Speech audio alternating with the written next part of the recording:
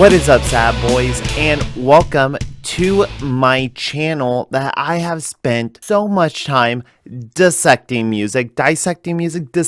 What I've been enjoying the most is pitting two albums against one another, going song by song, and figuring out who has the more hits. I don't know, Green Day or Blink-182. Like the question of who had the best debut as a Dance Gavin Dance singer. If you know this band, you would know that they have gone through quite a lot of lineup changes throughout the years. Now, a lineup change can make or break a band. It can elevate you and pick you up out of difficult settings, or it can hold you back a little. Maybe take away a element that now feels missing, an element that was necessary to the band working before. Dance Gavin Dance has gone through their ups and downs, but the one thing that has stayed consistent, their abilities to perform, to create catchy, heavy, melodic, that touches everyone from the danciest of sugary pop fans to the hardest of screamo and metalcore fans. So for the first time ever on Keep or Yeet, I have decided to pit not one, not two, but three albums against one another. The first full-length offering featuring Johnny Craig, the first full-length offering featuring Kurt Travis, and finally the first offering featuring the one that seems to be working out for the most part, Tillian Pearson. And I will be going song by song by song to determine which albums put their singer with the best foot forward. Now, our first offering from downtown Battle Mountain is an Untitled track. And this Untitled track really only works when you go into, and I told them I invented Times New Roman. Self-titled album has two more songs on it than both of these albums. I'm gonna have to do some fuckery, I know, but this is all with the intentions of keeping the integrity of the playlist alive. So I will be skipping the Untitled. Our first slot will be a battle against Alex English and Jesus H. Macy.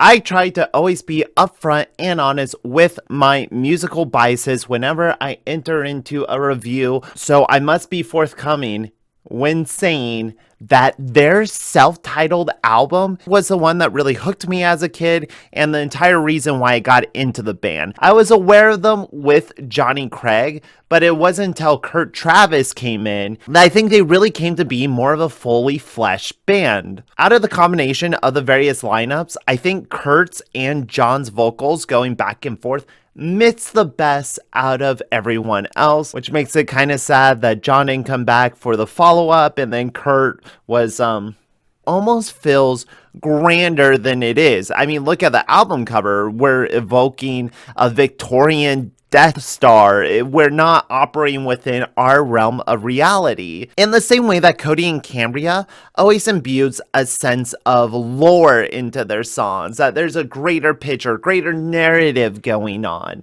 It feels on the surface like they are singing about these very important concepts that we're getting philosophical and ethereal. Alex English is a fucking killer starter, and it sets the tone perfectly for the self-titled. Let's see if Jesus H. Macy can do the same for Acceptance Speech.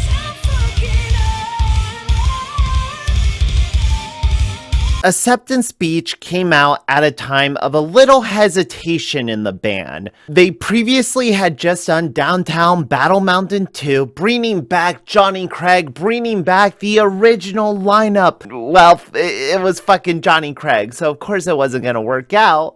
And then 2 years later, we get Acceptance Speech. I think it's really smart to put John forward on this song, having you wait a little, anticipating when Tillian comes in. And when he does, his voice brings in a much different quality than Kurt's does. He has more of a sugary, poppy feeling to it, where I don't know if it is auto-tuned. I don't know how much digital noise they put over his vocals, but there is almost an artificial quality to it in a way that sets up a pure mood. I think that's what Dance Gavin Dance does the absolute best, is just pure mood, emotional music. Though I don't think it strikes as hard and comes out the gate as strongly as Alex English. Therefore, I must put Alex English as the first song to kick off our Dance Gavin Dance Gauntlet, and to be honest, I wouldn't have it any other way.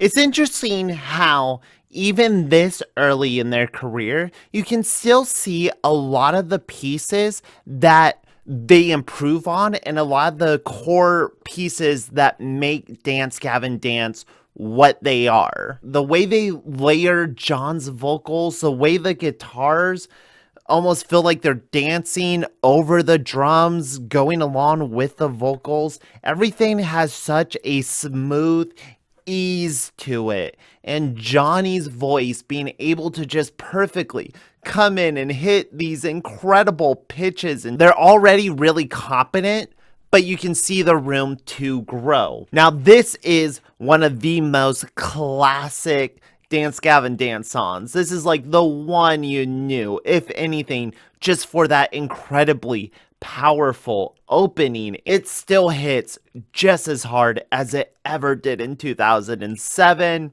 I don't know if I've ever given this entire album a fair chance.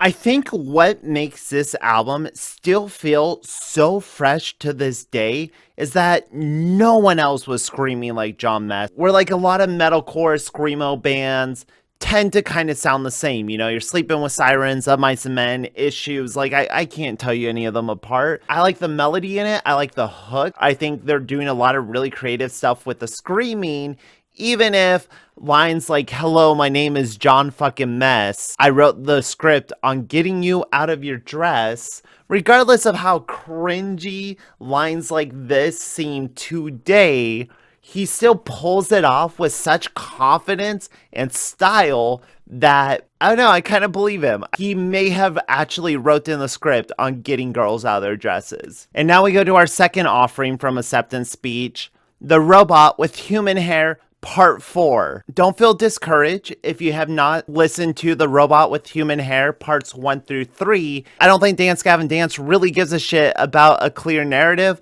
I think it's just a funny naming scheme. I think it's just fun. We're just having fun here. But is it fun?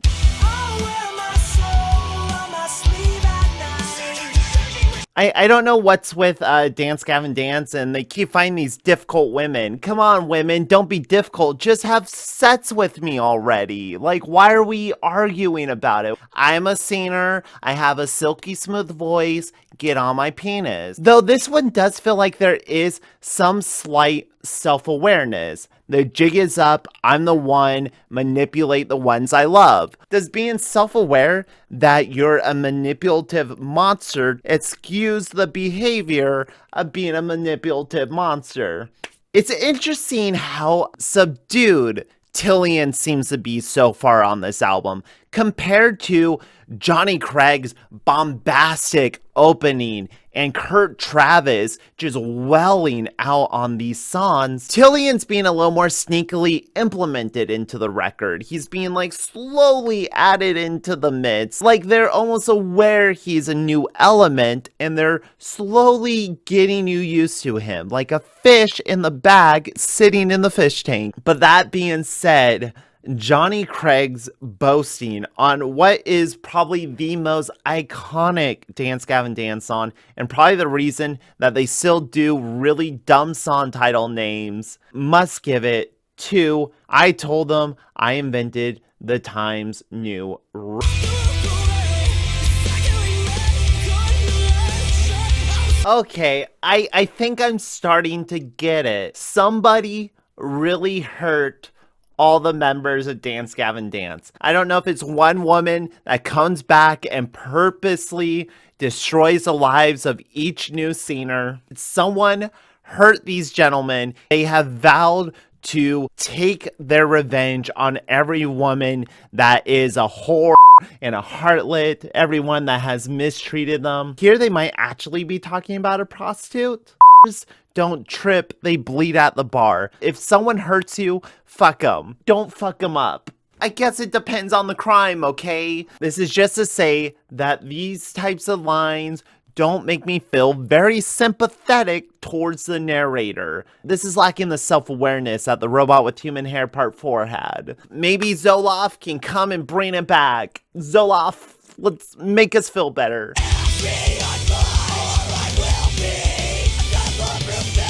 This one brought a little more of that introspection that I want out of Dance Gavin Dance. And for once, the title of the song is actually very evocative of how the song makes you feel. You should have listened to your friends. You would have been over this by now. And apparently this is an ongoing problem because, like, how many times is this gonna happen? Girls, they don't ever learn, and that is true.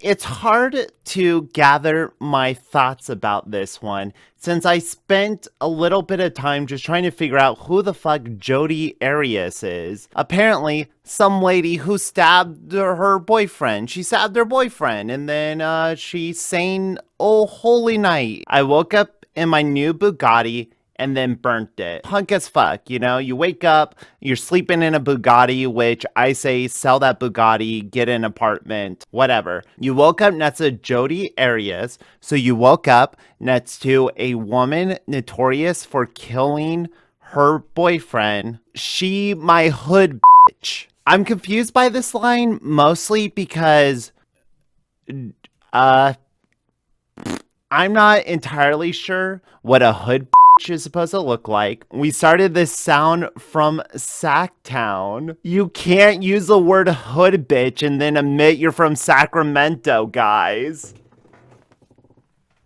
Oh, you fuckers. You best be home by 10, curfew, bitch. Shit like this is the main reason why I don't really listen to the band anymore. But it's also the reason I can acknowledge that they have found success outside of the scene, that they do adopt a musical stylings from like hip hop and pop. Basically, they're making pop hits in metal. It's just weird when you have this white boy saying it. Anyway, me and Zoloft get along just fine. Me and this song get along just fine.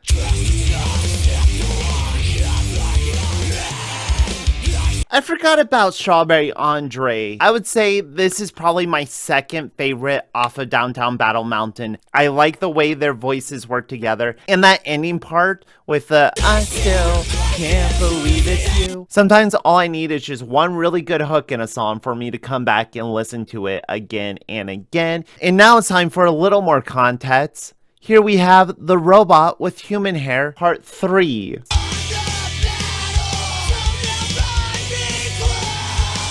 Okay, I think I'm starting to understand The Robot with the Human Hair. This does provide a little more context. Dance Gavin Dance does reuse a lot of song titles, but it doesn't necessarily hint that there is continuity in between the songs. But rather, what I think it might represent is the overall emotional theme that comes from the song. The Robot with the Human Hair series is more so about feeling emptiness in jobs or in your life direction. Oh, it's the best feeling thinking of your new goals in life. And I think what this album has going for it, the strongest aspect of this album, is that every single song so far hits you second one. I am still holding out for Acceptance Speech. I think Tillian can do it. Though if we're being honest, I think the second album that he's on features his voice a lot better.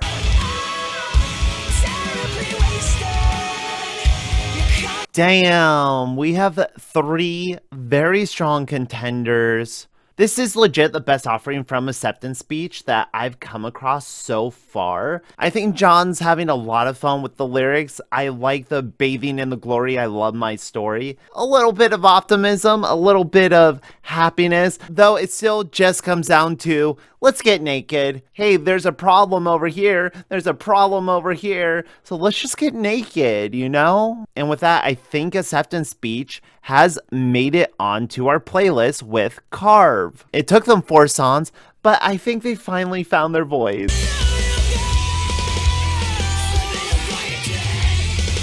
Whenever I read Lemon Meringue Thai, it makes me hungry, which makes me enjoy the song more, because now I'm thinking favorably about a dessert I enjoy. Goddamn, does Johnny just wail on this track. The sheer vastness of his voice, how it feels like he's screaming into the ether, the universe. This is gonna be a very strong contender.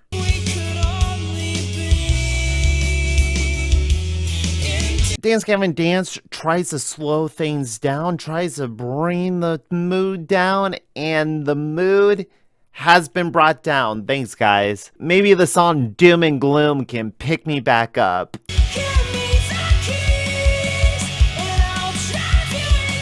This is actually another solid offering off of acceptance speech. Tillian is actually really singing over this one, and the performance is quite good. Do I like it more than Lemon Meringue Thai? That is the question that I have proposed to myself for this video. Feel like it is a version of several Dance Gavin Dance songs. There's only one Lemon Meringue Thai. What a gauntlet.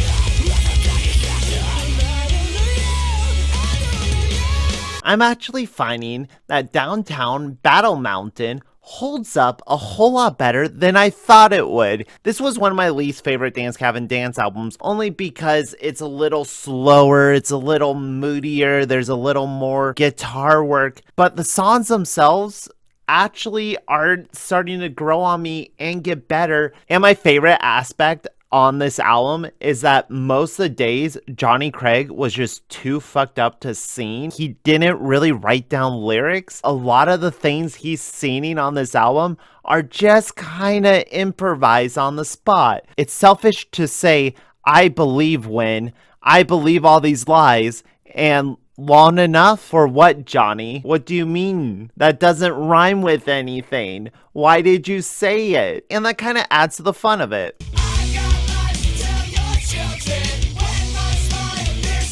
This song is important because it shows that Dance Gavin Dance is capable of branching out. They are able to make what almost sounds like an Usher Confession era guitar riff, or like a Timberland. Somehow gets funky and bluesy while also trying to maintain this sensuality about it. There's so many influences working around this song that it is undeniably Dance Gavin Dance. It spans the possibilities of what the band can even pull in and what they're capable of doing.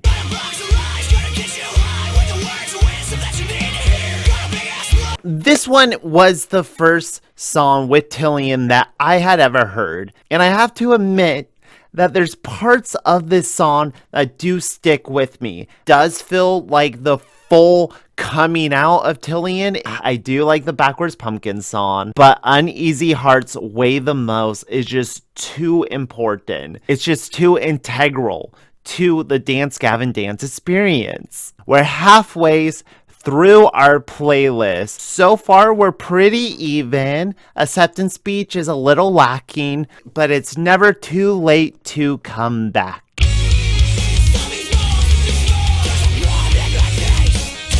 This one features really good performances by both John and Johnny.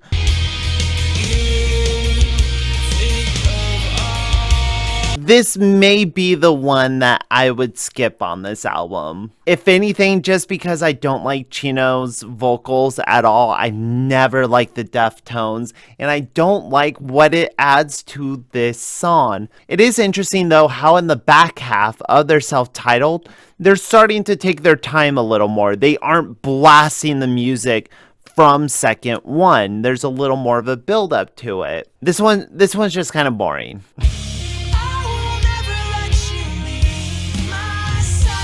These three songs are both various degrees of underwhelming. They're fine, they're solid songs, they're Dance Gavin Dance songs, so they're fine within themselves. On these albums, these are kind of the low point so far. Honey Revenge?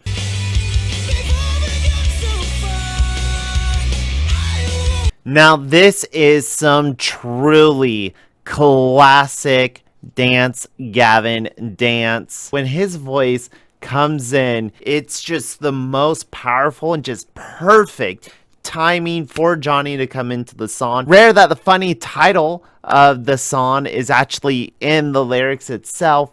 Unfortunately, though, I feel like the song starts to drift off about 2.5 minutes in. They start to lose the momentum that the intro established so well.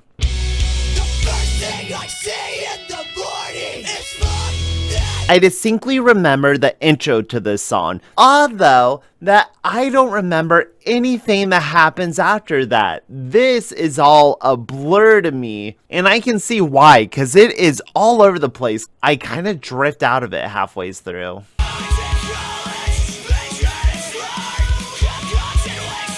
My feelings for this song was ever changing.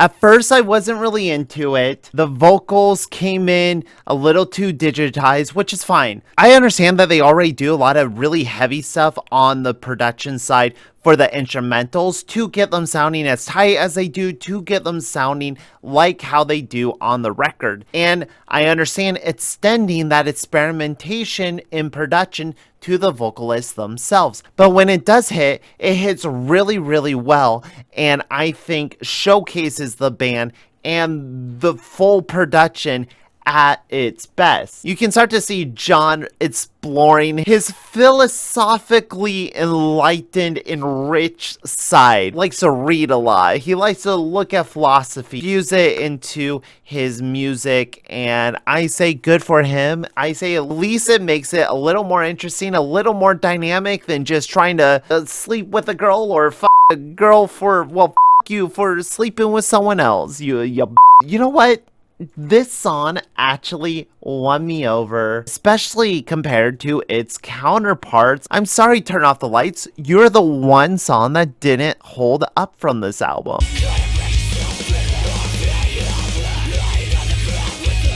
There's a lot of darkness inside Johnny Craig. You just get that sense from him. A lot of lyrics about drugs and a lot of lyrics about rape or rapists,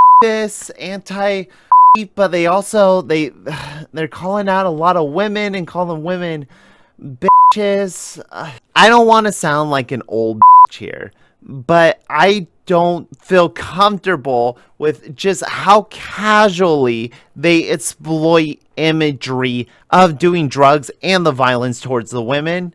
I get that that is something that's just part of the scene and that's just part of the aesthetic. That's like some point you gotta think that some people out there don't take it as part of the aesthetic or might take the wrong message. And when the message isn't exactly clear and Johnny Craig's actions seem to point towards a certain lifestyle, then it becomes maybe irresponsible. 2007, I would have been in middle school. It felt adult because it did have these themes. In retrospective, as an adult, it feels juvenile in how it's representing these themes. Does that play through the songs, or are they characters at all? Is there any meaning behind these? And I don't know if I'm smart enough to discern that.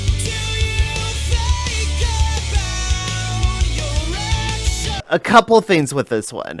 I feel like this is Kurt Travis's best vocal performance yet, pushing himself to the point of straining it without destroying his vocals, and it gives it this really cool texture, especially with John coming in with the lower vocal tones. And sure, it might be another judgy, drug-fueled song. That's fine, that's what they do. And it's like, at some point you have to just accept the band for what they are or not listen to them. Oh no, the death of the robot with the human hair. Okay, so we got the 4 parts of the robot, and now we've come to its death.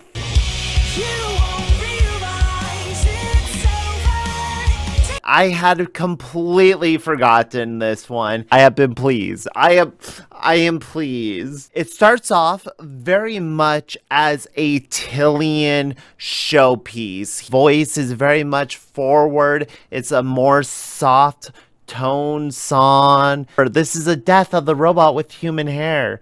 But don't you worry, it's becoming real. It's taking over. The one negative I will give it is when John first comes in, it doesn't quite sound right. For instance, his self-repairing skeleton, cyborg man's computer blood, programming immunity, alpha being, his knowledge expands exponentially. There's no way he could have sang that to make it sound natural, to make it sound like it works, but maybe that was the point. But regardless of any negatives or downsides I could give it, just for this one part, for this one bridge,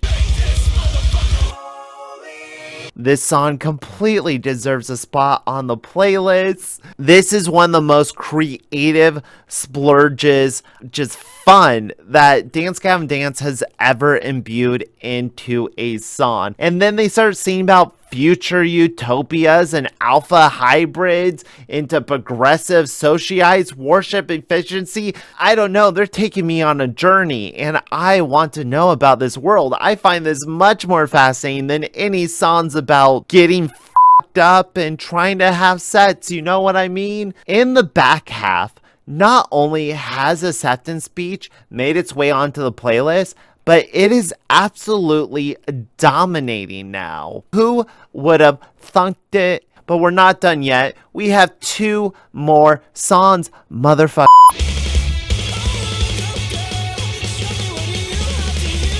Damn, I said a goddamn. That is some good Johnny Craigness. That, hate the man, love the voice. My God, not a fan of the song title. I don't get it. Not a fan of some of the lyrics, especially the right now I'd be the bitch, but I left you in a ditch. I don't know why, but like 30 songs in, the violence towards women, it's starting to rub me weird. That's fine, but the way they hit lines like step back, let go, legit makes my fucking heart drop. And that is what music does the best. It just affects you. It just hits you somewhere in there.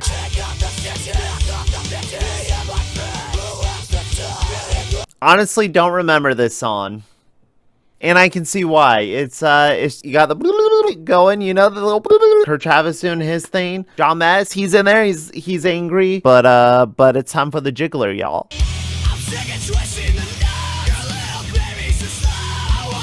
Wow, I don't know why they waited till the back half of the album to put all of their goddamn bangers on it.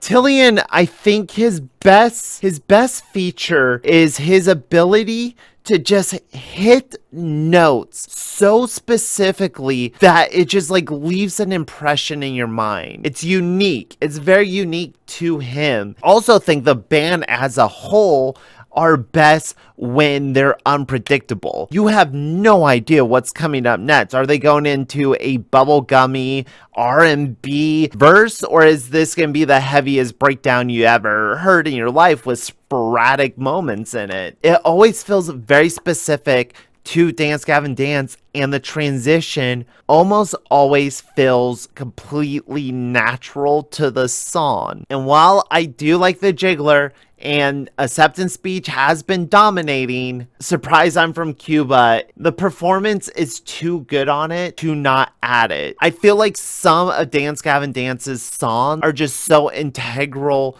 to the band that to take them out, to erase them from existence, ultimately would alter how we view them. And this brings us to our final challengers who will make it onto the playlist. Better bring your best stuff.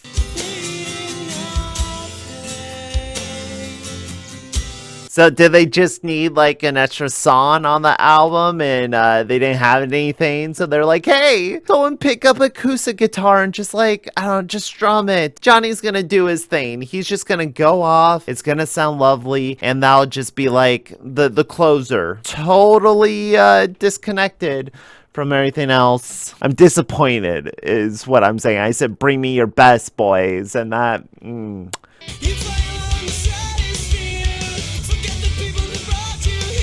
I said your best. Skyhook is not by any means one of the best on this album or any Dance Gavin Dance album. Overall, I just find it kind of lifeless. It's lacking that, you know? Has this album let me down?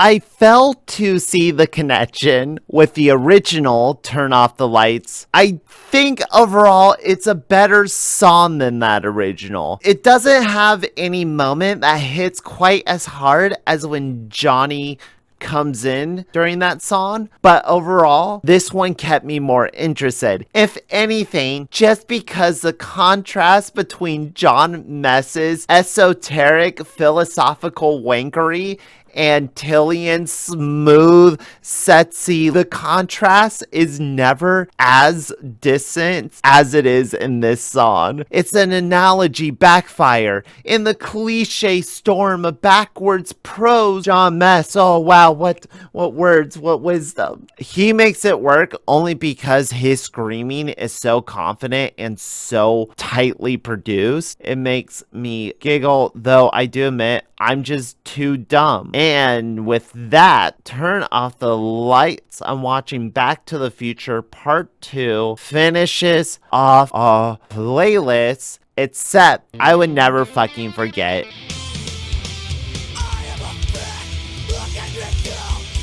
And also technically, there's also this one.